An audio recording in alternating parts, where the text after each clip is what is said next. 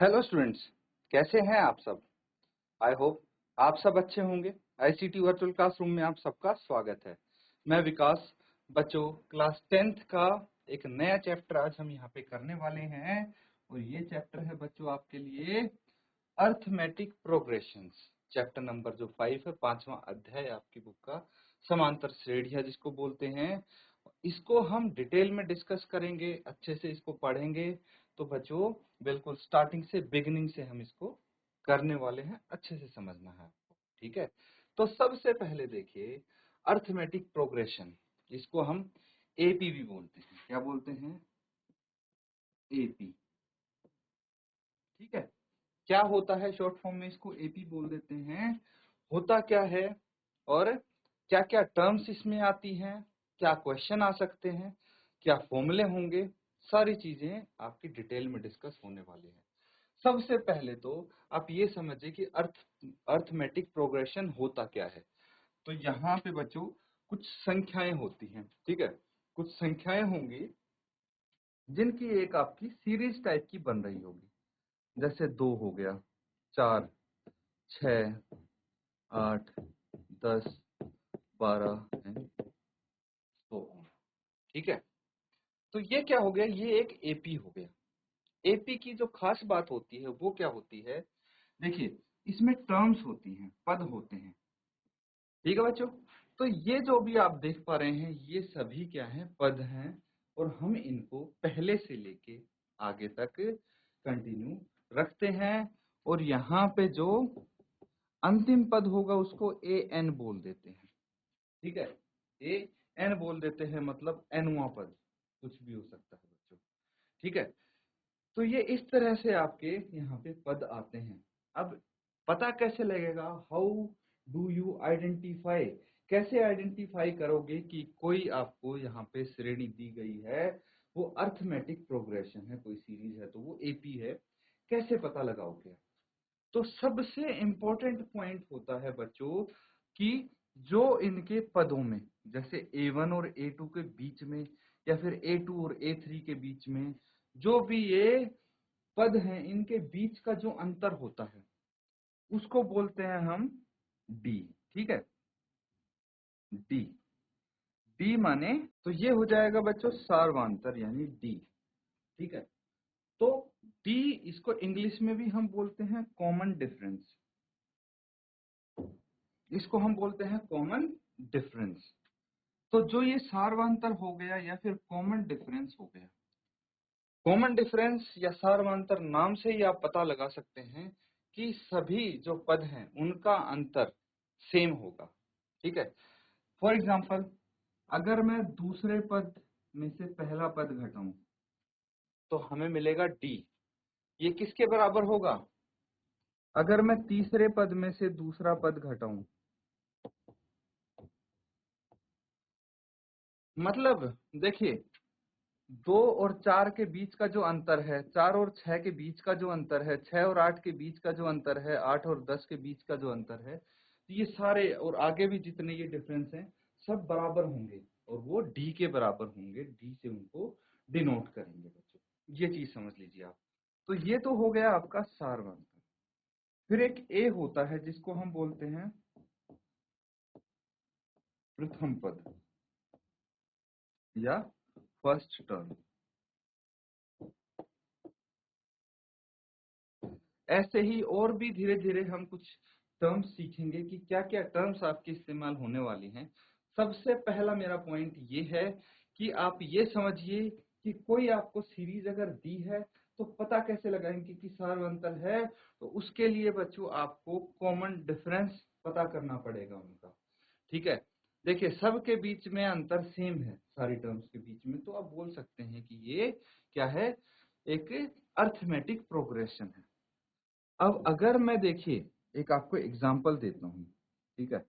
2 हो गया, 5 हो गया, 8 हो गया, 10 हो गया, 11 हो गया एंड क्या ये एक एपी है?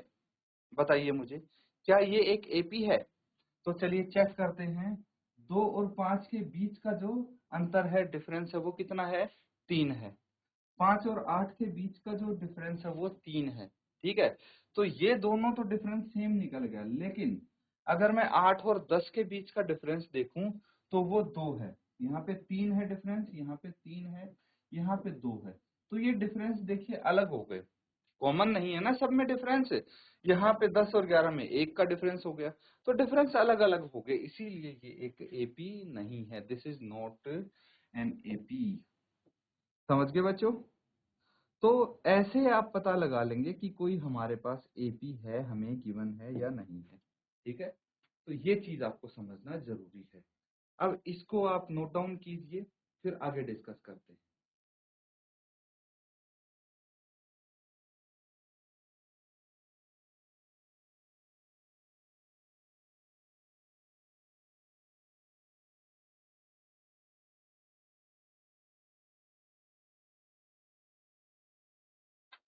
तो ठीक है बच्चों, ये कर लिया सबने नोट डाउन।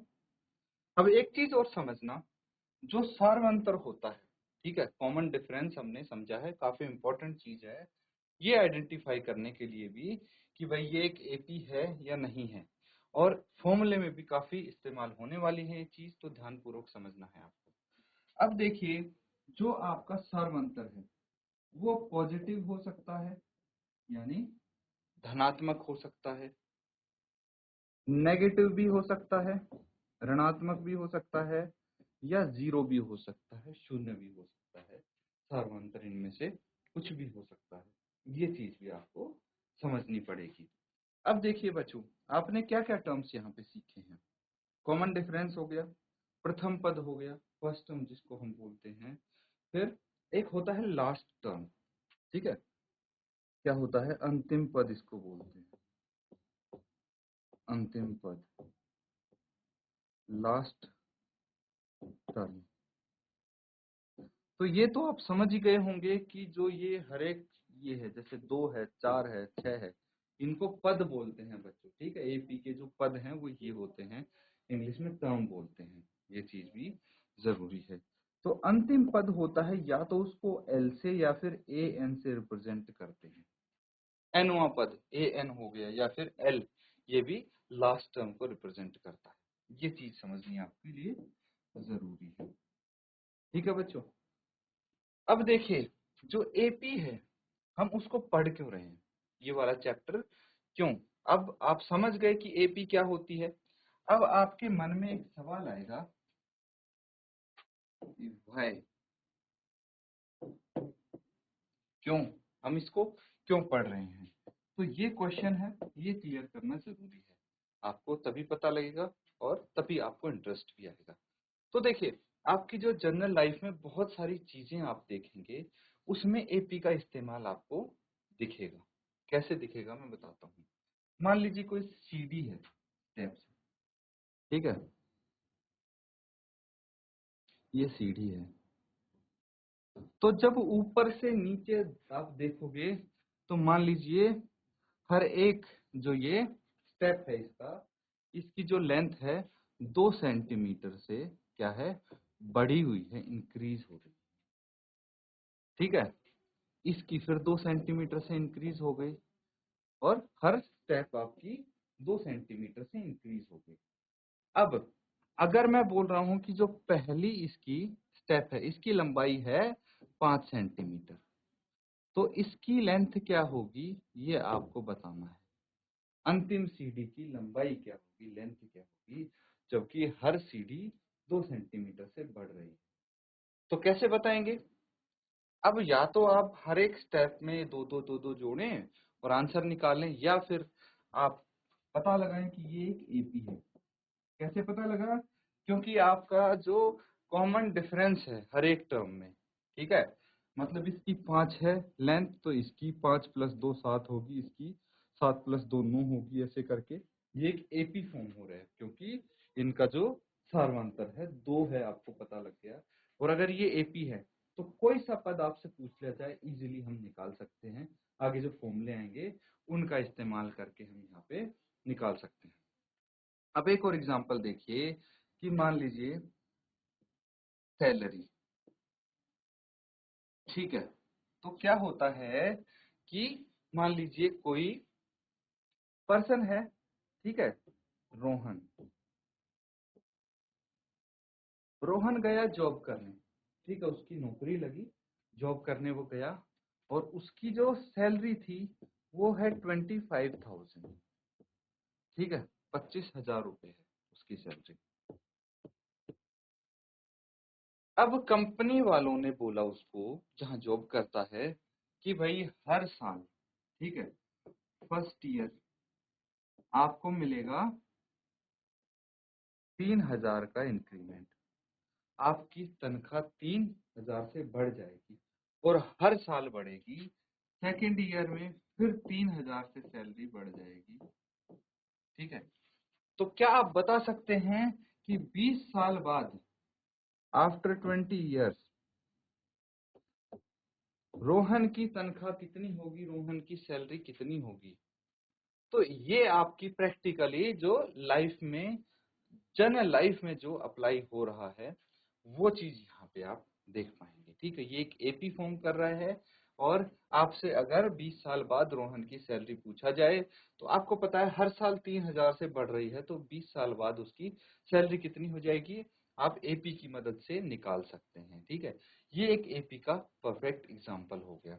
इस तरह से बहुत सारे आपके सामने आपकी लाइफ में एग्जाम्पल्स देखने को मिलेंगे, और यहाँ पे इनफैक्ट हम इस बुक में भी, आपके इस चैप्टर में भी जब क्वेश्चंस करेंगे, तो रियल लाइफ बेस्ड जो एग्जांपल्स होते हैं उनको भी यहाँ पे कवर करने की कोशिश करेंगे, और उनके क्वेश्चन बना के हम उनको सॉल्व करने की कोशिश करेंगे, ठीक है बच्चों।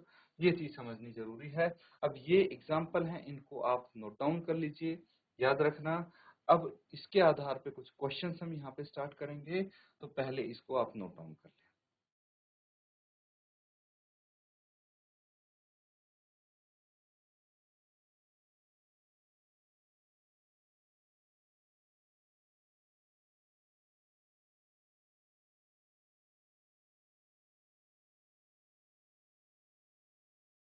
तो बच्चों, यहाँ तक क्लियर है?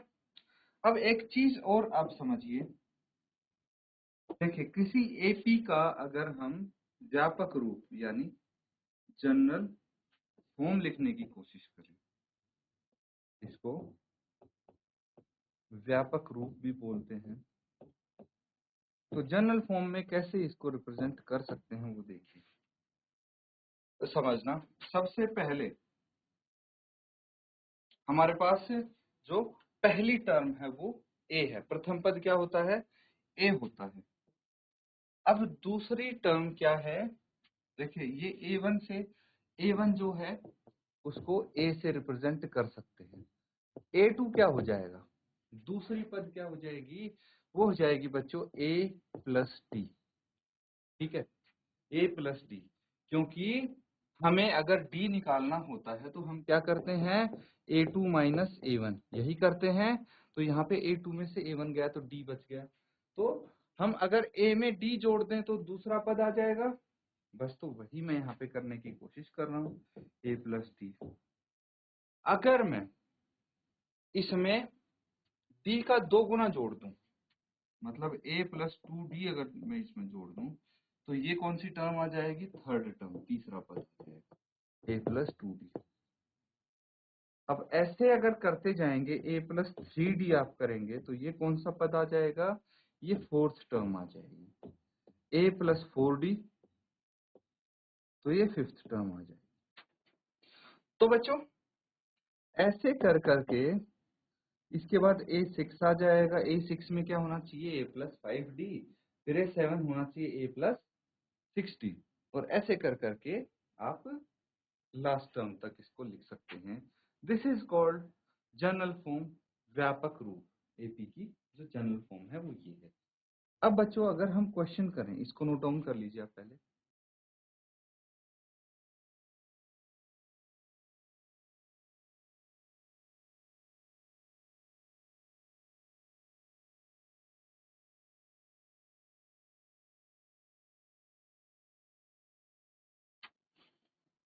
तो ठीक है बच्चों, यहां तक समझ में आ गया। अब देखिए, जो बेसिक क्वेश्चन आपके बनेंगे वो किस तरह से बनेंगे, यहाँ पे देखिए। तो यहाँ पे क्वेश्चन दिया गया, for the AP 3/2, 1/2, -1/2, -3/2 and so on. Write the first term and the common difference. बहुत ही आसान और सरल सा क्वेश्चन है। इसमें आपको क्या करना है, एक एपी दी गई है। अब जरूरी नहीं है कि एपी आपकी सिर्फ होल नंबर्स में दी जाए या नेचुरल नंबर्स में दी हो, एपी बाई फ्रैक्शंस में भी तो हो सकती है। तो डेसिमल फ्रैक्शन सब आपके एपी हो सकती हैं। अब देखिए कि यहाँ पे एक एपी आपको दे दी गई है 3/2, 1/2, -1/2, -3/2। बस एपी की ये इतने टर्म्स दी हैं। कितनी टर्म्स हैं? 4 टर्म है। तो 4 टर्म इनफ है आपके लिए फर्स्ट टर्म निकालने के लिए। तो बताइए फर्स्ट टर्म यानी प्रथम पद। प्रथम पद को हम ए से रिप्रेजेंट करते हैं। This is first term. तो फर्स्ट टर्म कौन सी होगी? तो सबसे पहले स्थान पे होगी। क्या है वो? 3/2। बस ये लिख देंगे, this is your first term. और अगर मैं बात करता हूं कि भाई कॉमन डिफरेंस,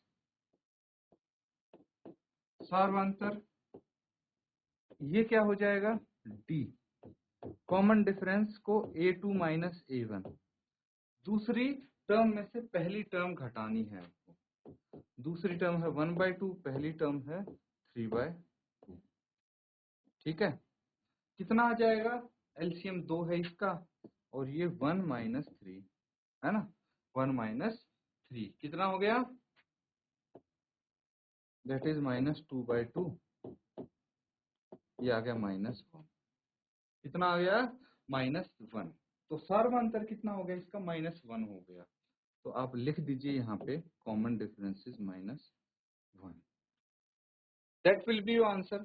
ये 1 मार्क्स के इस टाइप के क्वेश्चन आपके आ सकते हैं, तो इसीलिए नोट डाउन कर लीजिए। कोई डाउट लगता है आप पूछ सकते हैं बच्चों।